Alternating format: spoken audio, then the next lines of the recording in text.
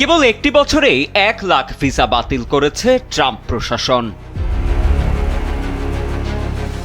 মার্কিন president Donald Trump দ্বিতীয় মেয়াদে ক্ষমতা গ্রহণের পর 1 বছরেই 1 লাখেরও বেশি ভিসা বাতিল করেছে যুক্তরাষ্ট্র। 12 জানুয়ারি এ তথ্য জানায় দেশটির পররাষ্ট্র মন্ত্রণালয়।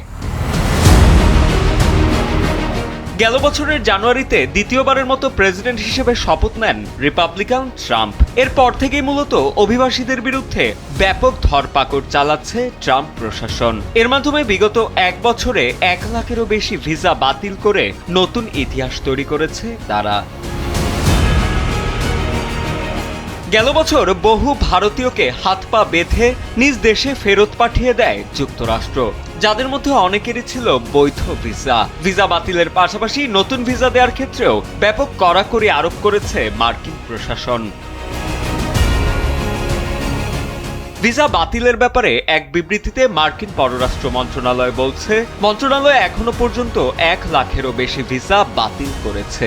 এর মধ্যে প্রায় 8000 স্টুডেন্ট ভিসা এবং অপরাধমূলক কর্মকাণ্ডে জড়িত থাকার কারণে আইন প্রয়োগকারী সংস্থার নজরে আসা ব্যক্তিদের 2500টি বিশেষায়িত ভিসা রয়েছে। যুক্তরাষ্ট্রকে নিরাপদ রাখতে অপরাধীদের দেশ থেকে বিতাড়িত করার প্রক্রিয়া যুক্তরাষ্ট্র সবসময় অব্যাহত রাখবে। পররাষ্ট্র মন্ত্রণালয়ের উপমুখপাত্র টমি পিগট জানান, ভিসা বাতিলের ক্ষেত্রে 4টি বিষয় সবচেয়ে বেশি ভূমিকা রেখেছে।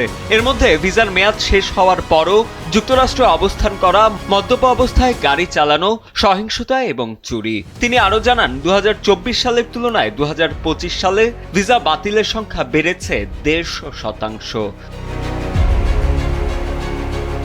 সাজিদ আনিল, ডেস্ক রিপোর্ট, সময়ের আলো।